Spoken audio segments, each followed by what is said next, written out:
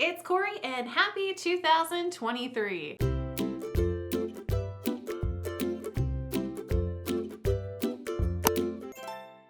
Today, I'm going to talk to you about 5 different habits that I think you should start if you haven't already to increase your ukulele playing for 2023. The first one I'm going to talk about is my number one biggest thing I tell my students, I tell anybody who plays music, and that is to use a metronome. Metronomes are things that keep time for you and keep a steady beat. It's also something that can help you a lot with transitions with playing ukulele, as well as being able to increase your fluidity when playing and strumming in general. There's so many different ways you could do this. You could get an external metronome. I have like an old-fashioned one that uses weight that I don't really use that much because honestly, the thing I use the most is my phone. I use a metronome on my phone. It's free. The one I use is Metro Timer. So if you have a smartphone, there's really no reason why you shouldn't be using a metronome when playing and practicing ukulele. The next thing I would try to encourage you to make a habit with in your playing is to finally make this the year you play an actual E major chord. I know that people make jokes about like, oh, you can just play the E7 and it's so much easier, and it is. And I used to do this for a long time, but honestly, I just sat down one day and I made it a goal of mine to learn how to play the E major chord. It was a little awkward at first, but using my practice tips and techniques that you can apply to any kind of technique you're working with and with a good practice schedule, you're gonna be able to play the E major chord in no time. If you need help learning how to play that chord, I have a video that will teach you 3 different ways. So I will make sure to have that card in the corner there so you can check it out if you would like to finally make this the year you stop playing E7 and start playing E major. This could also be the year where you start, if you haven't already, singing and playing at the same time. It is a skill you have to work on.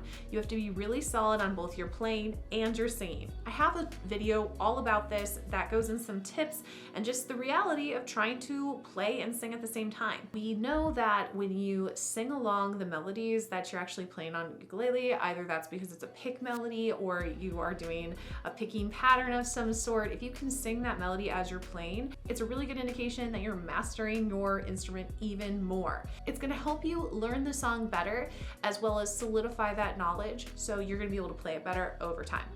Another thing I would really encourage you to start doing in this new year is recording yourself while you practice. This can either be a video recording or a sound recording. It doesn't matter, just have something and then you can really hear and see your progress over time. People that make a lot of strides in music are people that will record their lessons with an instructor. They will record their practice sessions because then they can watch or listen to them back, hear all those little things that they may have missed that they were making mistakes with. Because I make so many of these videos for YouTube, I'm able to watch myself play all the time. Sometimes it's a blessing and it's fun to see me do fun things and be proud of myself. Other times I will watch a video that I've already filmed and I'm editing it and I realize I've made a ton of mistakes, but I can learn from that still. So it's really good to start doing that for you as well. You're gonna be really impressed with yourself at the end of the year when you have 12 months of practice